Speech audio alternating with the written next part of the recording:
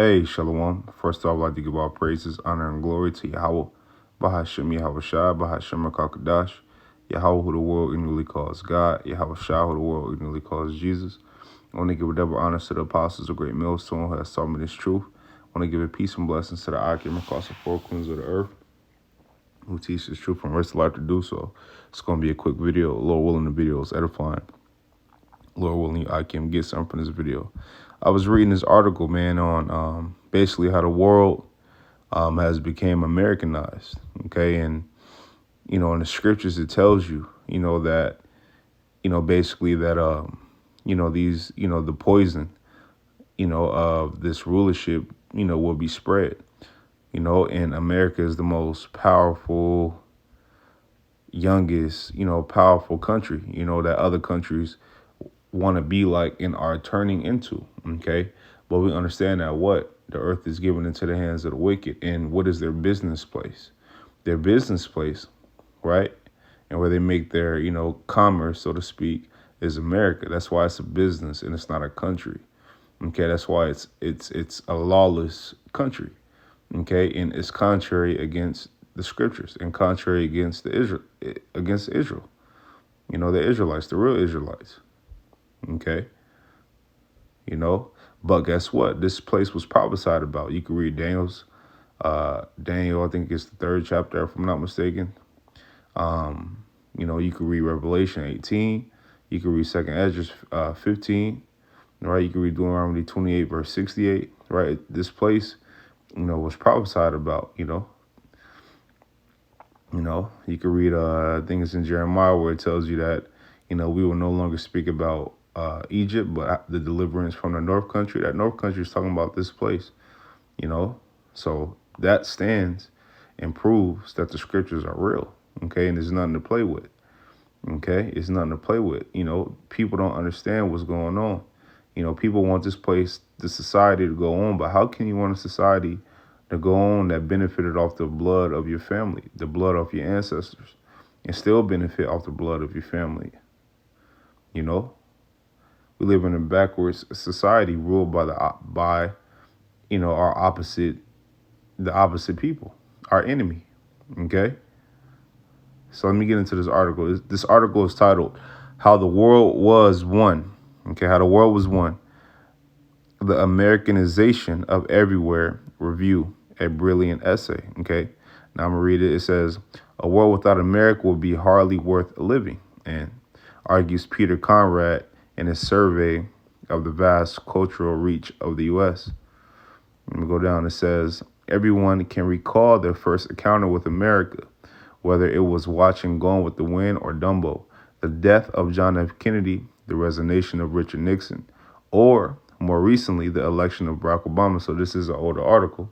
Okay, it says, but what does such exposure to the world's most powerful place actually imply? Okay, notice it said the world's most powerful place. Okay, this place is a powerful place and it has a huge influence on other countries. Okay, hence why the scriptures say, hey, the nations are confederate against Israel. Okay, they are one against Israel. Okay, and they benefit off of our downfall. But shortly, right, it's going to be a bill to pay for that. Okay, it says for some, the results is dashed expectations or disapprobation. For others, such as Peter Conrad, it is the opening act in a lifetime drama. Okay, so look, and I could read through the art. It's a long article I could read on down, but that first paragraph kind of summed it up. Okay, it kind of summed it up. This place has a huge influence on the world. Okay, but guess what? That's why the world is going to be mad. Surprised and kind of like duped because when this place get destroyed. That's why scriptures say when they smell the smoke of her burning, Babylon has fallen. Babylon has fallen. It's talking about America. And like I said, man, we prophets, man. We prophets that believe in these scriptures that has been woken up to this knowledge. Okay, so if you hate us, You hate Yahweh while Yahweh Shai. You hate the living power, okay, and his son.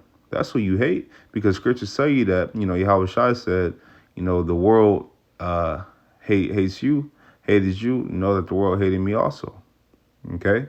So let me go. And like I said, this is an older article, right? But this is relevant for the scriptures I'm about to bring out. So let me go to scriptures really quick. This is what was that? Psalms. Was it Psalms 50, if I'm not mistaken?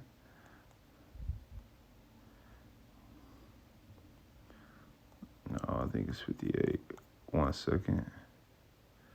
Right here.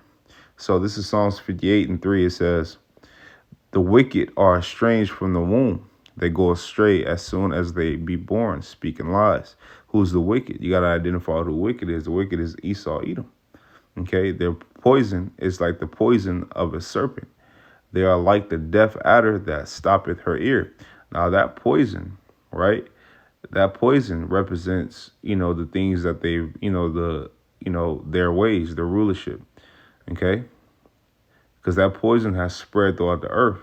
That's why scriptures tell you the earth is given into the hands of the wicked. Okay, this is 6. It says, "Break their teeth, O Most High, in their mouths, so I can break out the great teeth of the young lions, O Lord Yahweh."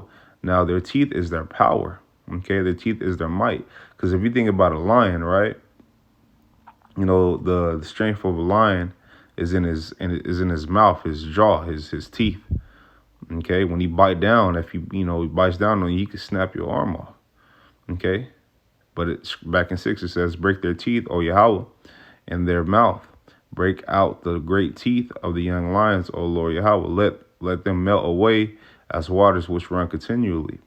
When he bendeth his bow to shoot his arrows, let them be as cut in pieces." Now, what is those arrows? When it says melt away, right? That should give you a clue right there what those arrows mean. Okay, what do those arrows represent? Those arrows represent nuclear missiles. Okay, that is prophesied throughout the scriptures, pursuant to Malachi 4:1, Zechariah 14:12. Okay, you can read the second Ezra, the 16th chapter, right? You can read Revelations, the 8th chapter. Going into the nuclear missiles that's going to be, shot from one part of the earth to the other. It says, "Let them melt away as waters which run continually. When he bendeth his bow to shoot his arrows, let them be as cut in pieces." Okay, this is 10. It says, "The righteous shall rejoice when he seeth the vengeance. He shall wash his feet in the blood of the wicked." Okay, so the righteous are going to rejoice, dancing, man. Moving around and grooving, right? When the earth is going to rejoice. When the righteous are in rule. When we see the downfall of the wicked, because we understand that the righteousness, righteous rulership is going to take place. And you can read that in Isaiah, the 2nd chapter. Okay, this is 11. It says, "So that a man shall say, verily, there is a reward," and verily means truly. "Verily, there is a reward for the righteous. Verily, he is a power that judgeth in the earth." So yeah, there is a reward for the righteous. Okay, there is a reward stacked up in heaven for the righteous. A reward that we can't even. I was watching a video last night going to sleep, and brothers did a video and was basically going in talking about, we can't. I forget what brother did it, but we can't even fathom the things that we're going to get in due time. Okay? In due time, because scriptures tell you that the Most High is not unrighteous to forget our labor of love. Okay? And this is love that we're showing. Okay? Let me go to this really quick. I think it's 3.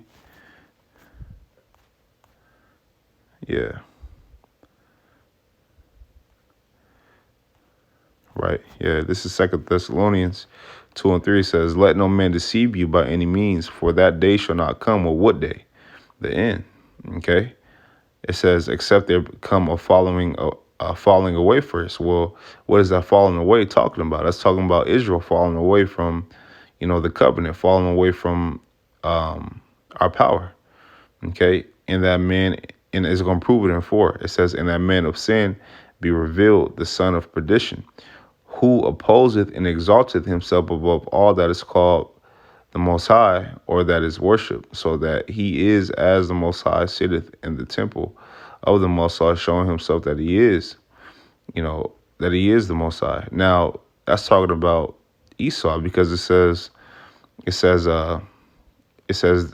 at the end of 3, it says, "And that man of sin be revealed, the son of perdition." Right? And it tells you, "Who opposeth and exalteth himself above all that is called God."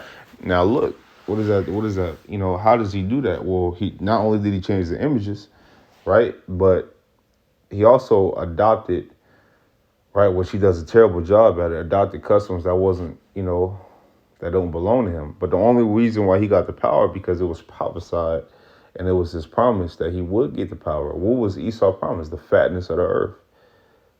So he has the fatness of the earth. That's why when you go back into the article, right, it tells you that America is the most powerful nation, right? Not only is military is powerful, but the influence is powerful. I read a quote that said you could tell the country by the state of their women. America have some of the worst women on the planet. These hoes is grimy, man. You know, it's a saying I heard a couple of days ago. It was a joke, but he was like, "Man, it's colder than the hooker's heart out here." I said that because these feeling, they don't have any feelings, they don't have any morals, principles, man. You know, which tells you we at the end, because we can't live too much longer like this, right? Men are turning gay, women are lesbians. Not only that, the women that are not lesbians are sleeping with multiple different men, sometimes at the same time, you know. So this is the end of a lawless society. Okay, this is a lawless society, man. And we're coming to an end. We're coming to an end. Because it says, I read back in 3. It says, "Let no man deceive you by any means, for that day shall not come except there come a falling away first, and that man of sin being revealed, and that man of sin be revealed, the son of perdition." Now the falling away has already came, right? And the man of sin has been revealed. Okay. You can read that. Matter of fact, let's get it and I'll end with this. This is Baruch 2:30. Just to back up what I'm saying, this is Baruch 2, verse 30. It says, "For I knew that they will not hear me, because it is a stiff-necked people. But in the land of their captivities, they shall remember themselves." Okay, so in the land of our captivity, what have we done? Who are we calling on? We're calling on Yahweh and His Son Yahweh Shai. Okay, not Jehovah, not Jesus. Okay, it says, "And they shall remember themselves, and shall know that I am the Lord Yahweh their power.